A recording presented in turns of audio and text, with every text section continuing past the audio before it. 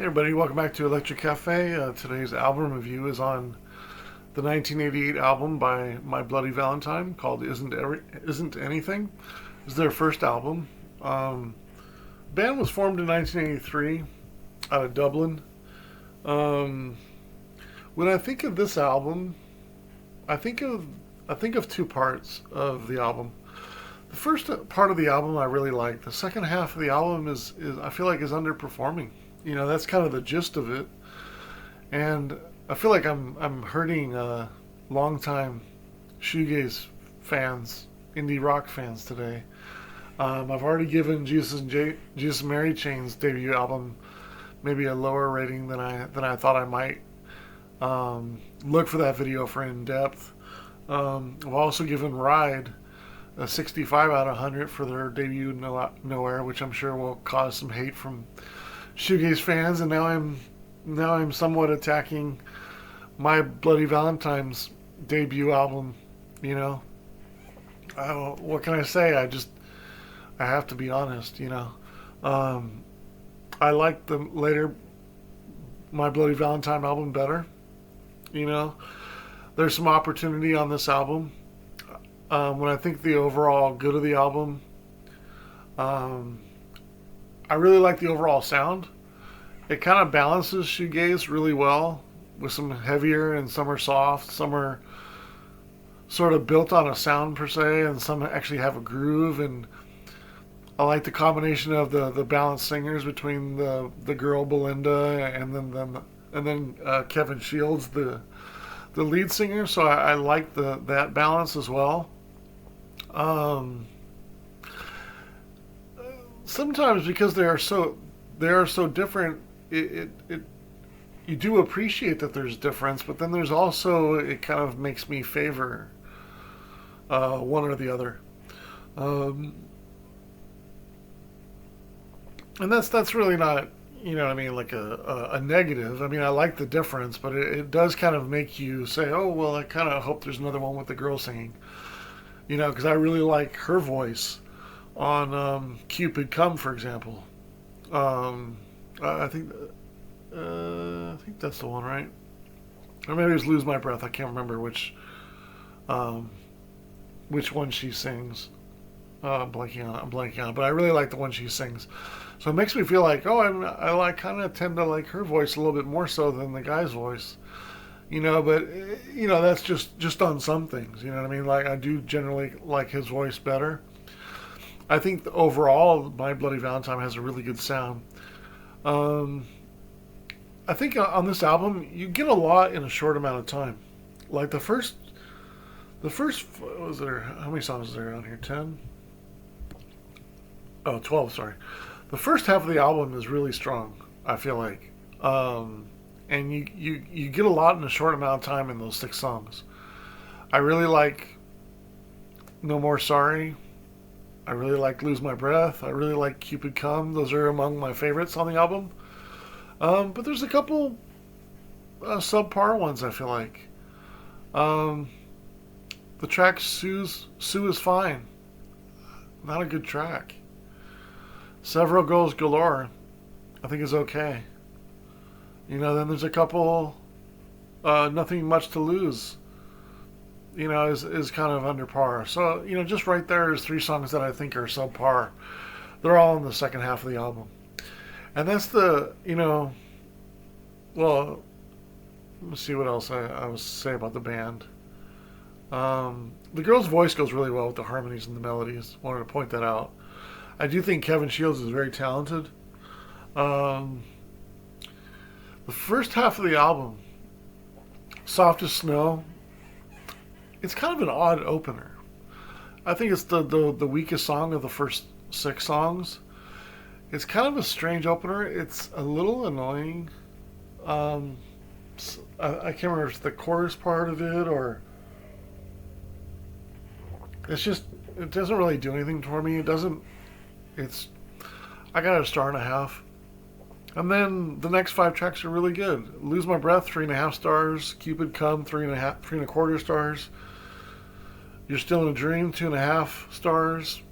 No More Sorry is my favorite song on the album, 3.75 stars. And All I Need really solid 2.25 stars. Um, so the first half of the album averages a 2.95. So right around very good. Right around a 70 on the album out of 100. Second half of the album, 1.58. Just not good. Um, Feed Me With Your Kiss. It's okay. It's 2 stars. Sue Is Fine. Kind of a noise. Half star. Several Girls Galore. 1.5 stars. You Never Should. 2 stars. Nothing Much to Lose. 1.5 stars. I can see it, but I can't feel it. 2 stars. And I put on that one is better than most of the second half, and it's 2 stars. So the second half of the album averages the 1.58. So the second half really hurts the album. I gave the overall a 55 out of 100. I think it's an okay album. I couldn't even say it's a pretty good album, considering the whole second half is not really good. It's I got 2 out of 6 songs. Sorry, I got 3 out of 6 songs that are just good. 3 songs below good. So I can't say that the second half of the album is good.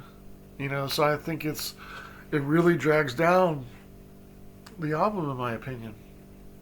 You know, it's close to being a pretty good album. I have pretty good as 56 through 59, and I was debating on whether I could say this is a okay or a pretty good album. And considering there's a couple on here that annoy me, like Soft as Snow and Sue Is Fine, like I don't really get annoyed by any shoegaze albums, but songs, but those 2 songs kind of annoyed me. And then there's 3 or 4 that are good, but that's about it. So just kind of disappointing. Which is funny because when I was thinking about this, I always thought it was a pretty good album, and it's probably because I was listening to the first half and I always kind of turn it off somewhere in the second half. Just kind of is what it is. I have a question here that I posed to myself while I was listening to it, and you're welcome to answer it if you like. When does post-punk distortion or aggressiveness ruin the music? Does it go too far at times? I said no to answer that question. I don't think so. But I think what it did was, on this one, it borderline on making the lackluster songs verge on annoying. Because if they're not good songs and they sort of have that aggressiveness and distortion to it, it kind of becomes annoying. Like, I get it, it's part of the sound and stuff like that, but if it's a good song, it sort of helps and doesn't really hurt all the time. But if it's not a good song and it's kind of verging on hurting your ears, or just aggressive for no reason, it just kind of becomes a little annoying. And Soft as Snow and Sue Is Fine, and even Several Girls Galore, they sort of all do that for me. So that, those 3 bad songs, the weak opener as well, which is one of those 3 songs, just couldn't give the album a good rating. It's an okay album. It's right on the cusp of being pretty good. I could easily bump it up to 56 and say it was a pretty good album. It's right around there. I mean, maybe I was just a little annoyed by a few songs. I like the guitars. I think one kind of cool thing about My Bloody Valentine is when the guitars sort of clash into each other, it sort of rings out different sort of I wouldn't say frequencies or harmonies, but it almost like they're sort of playing like different. Sometimes they're playing different parts, and they sort of overlap each other and sort of ring out differently. And I really like that in the guitars. I like how tight or aggressive or loose their sound can be depending on what they want to do. I think overall the harmony and the melodic sound of the songs are good too. Production's good.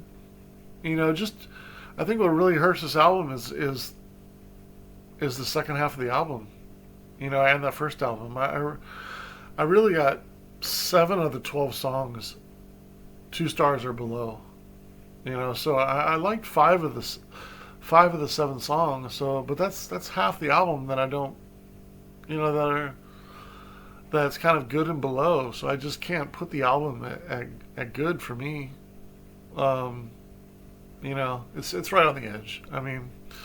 But I know this might hurt some My Bloody Valentine fans, and I apologize, but I have to be honest. I like their second album a lot better, and I like their EPs better. I know a lot of people like Glider, and I don't know if I'll ever do EPs, but I do have their EPs, some of their EPs over there, and their EP box set as well. And I got their 2013 album too, and I thought that was better. But I think their second album and then their 2013 album I like better than this album. But I really think the gold is in some of their EPs, like some of those kind of hidden tracks are where the gold is in My Bloody Valentine a lot. But there's definitely some good songs on here. I really like No More Sorry and Cupid Come. Those are my 2 favorite on this album. And Lose My Breath. Those are my 3 favorite. But yeah, that's my overall thoughts on My Bloody Valentine. Isn't Anything from 1988. 55 out of 100. All right, thanks so much.